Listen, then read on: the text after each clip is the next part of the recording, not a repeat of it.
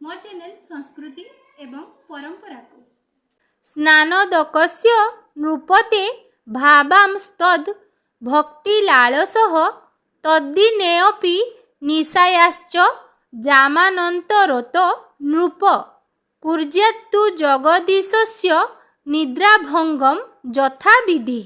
महाप्रभुंक सेनापटा लागी। हे राजा इंद्रद्युम्न, महाप्रभु साक्षात मानव परी यात्रा आरंभ करुछंती।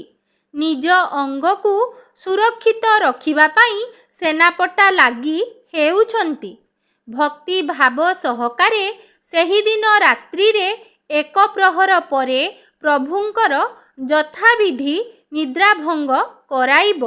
विद्यापति एवं विश्वावसु वंशर सेवक माने श्री जगन्नाथंकर पृष्ठ एवं बाहुद्वୟରେ काष्ठखंड एवं लाल वस्त्र दृढ़ भावरे बांधी सर्वांगरे श्वेत और रक्त वर्णर वस्त्र आच्छादन करी श्रीअंग को दृढ़ एवं रमणीय करिबे। तापरे श्री जगन्नाथंक श्रीअंग बांधिबा परी श्री बलभद्र एवं माँ सुभद्रांकर श्रीअंग को बांधी दृढ़ करिबे। महाप्रभु रथारूढ़ होई श्री गुंडीचा यात्रा करिबा पूर्वरु संपादन होइथाय अनेक नीतिकांति। सेथि मध्यरु स्नान यात्रा अन्यतम, जाहाकु महाप्रभुंक आद्य यात्रा मध्य कुहा जाय। एहा पूर्वरु महाप्रभुंक सेनापटा लागी नीति अनुष्ठित होइथाय। ज्येष्ठ शुक्ल चतुर्दशी तिथि रे महाप्रभुंकर सेनापटा लागी नीति होइथाय। सेनापटा अर्थात सेनापति भली पोशाक बा योद्धा परी पोशाक पहंडी होई स्नान पूर्णिमा दिन मणिमा स्नान मंडप को विजे करिबे। पहंडी समय रे मणिमांक श्रीअंग सुरक्षा पाई ए सेनापटा एक ढाल सदृश कार्य करिथाय। मणिमांक शरीर लहुणी ठारू बेसी कोमल, पुणी वज्र ठारू बेसी कठिन। से अचल महामेरु पुणी तांको स्वइच्छारे से तांको भक्तंक अधीन होई छेची कुटी होई भक्तंक कांधरे पहंडी होई जाआंती। तेणु श्रीअंग को किपरि बाधा न आसे एथिपाई पहंडी पूर्वरु पाट पतनी दिया जाई एक सेनापटा लागी रूपे स्वतंत्र वस्त्र परिधान करा जाय। बौल काठरे एक स्वतंत्र भावे कवच सदृश श्रीअंग को आच्छादित करा जाइथाय। पति महापात्र एवं दैतापति सेवक मानक द्वारा ए स्वतंत्र सेनापटा लागी बेश संपन्न होइथाय। स्नान यात्रा एवं श्री गुंडीचा यात्रा रे महाप्रभुंकु दैतापति सेवायत माने पहंडी करी नेबा बेले महाप्रभुंक श्रीअंगर सुरक्षा पाई सेनापटा और बाहुट कंट नीति होइथाय। एहा एक गुप्त नीति होइथिबारु श्रीमंदिरर परंपरा अनुजाई केवल दैतापति सेवायत माने एही नीति संपादन करिथांती। श्रीजीउ मानंक पहंडी कालीन सुरक्षा पाई सेनापटा और बाहुट लागी सेवा प्रचलित रहिछि।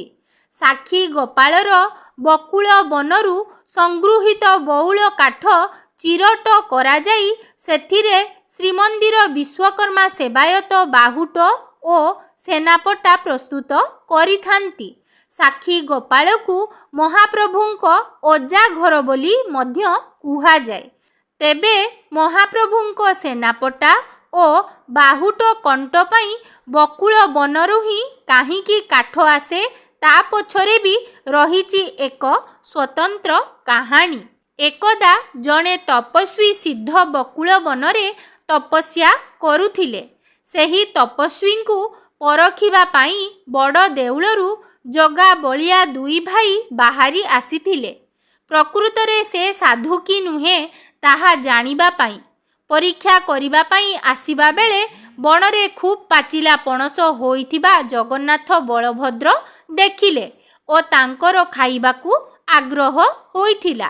ଏପଟେ ତପସ୍ୟାରତ ସିଦ୍ଧ ବଳରାମ ବଣରେ କେହି ପ୍ରବେଶ କରିଥିବା ଜାଣିପାରିଥିଲେ। ସେ ସଙ୍ଗେ ସଙ୍ଗେ ତପସ୍ୟା ଭଙ୍ଗ କରି ପଚାରିଥିଲେ, କିଏ ତମେ ରାତି ସମୟରେ ବଣରେ ପ୍ରବେଶ କରି ପଣସ ଚୋରି କରୁଛ? ଯାହାପରେ ଦୁଇ ଠାକୁର ଚୋର ନୁହନ୍ତି ବୋଲି କହିଥିଲେ। ତପସ୍ୱୀ କିନ୍ତୁ କହିଥିଲେ ଯେ ସେ ଦୁହିଁଙ୍କୁ ବକୁଳ ଗଛରେ ବାନ୍ଧି ସକାଳୁ ରାଜାଙ୍କ ଆଗରେ ଫେରାଦ ଦେବେ। ସେମାନଙ୍କୁ ବାନ୍ଧିବାକୁ ଉଦ୍ୟତ ହୁଅନ୍ତେ ପ୍ରଭୁ ଜଗନ୍ନାଥ ଏବଂ ପ୍ରଭୁ ବଳଭଦ୍ର ନିଜ ପରିଚୟ ଦେଇଥିଲେ ଏବଂ କହିଥିଲେ ଯେ ସେ ଦୁହେଁ ସାଧୁଙ୍କୁ ପରଖିବା ପାଇଁ ଆସିଥିଲେ। ଏହାପରେ ଜଗା ବଳିଆଙ୍କୁ ତପସ୍ୱୀ କହିଥିଲେ, ଏପରି ଆପଣ ଚାଲିଗଲେ ଏହି ଘଟଣା ଲୁଚି ରହିଯିବ। ଭକ୍ତ ଏବଂ ଭଗବାନର ଏହି ସମ୍ପର୍କକୁ ସାରା ଜଗତ ଜାଣିବ କେମିତି? ଯାହାପରେ ଭଗବାନ କହିଥିଲେ ଯେ ଏହି କଥା ସାରା ଜଗତ ଜାଣିବ। ଯେଉଁ ବକୁଳ କାଠରେ ଆପଣ ଆମକୁ ବାନ୍ଧିବେ କହୁଥିଲେ, ପ୍ରତିବର୍ଷ ସେହି କାଠରେ ସ୍ନାନଯାତ୍ରା ଏବଂ ଗୁଣ୍ଡିଚା ଯାତ୍ରା ପୂର୍ବରୁ ସେନାପଟା ଓ ବାହୁଟ ନିର୍ମାଣ ହୋଇ ଆମ ଦେହରେ ବନ୍ଧା ହେବ। ତାପରେ ପ୍ରତିବର୍ଷ ଦେବସ୍ନାନ ପୂର୍ଣ୍ଣିମା ଠାରୁ ନୀଳାଦ୍ରି ବିଜେ ପୂର୍ବରୁ ପ୍ରତ୍ୟେକ ପହଣ୍ଡିରେ ବକୁଳ କାଠରେ ନିର୍ମିତ ସେନାପଟା ଓ ବାହୁଟ ଲାଗି କରାଯାଇଥାଏ।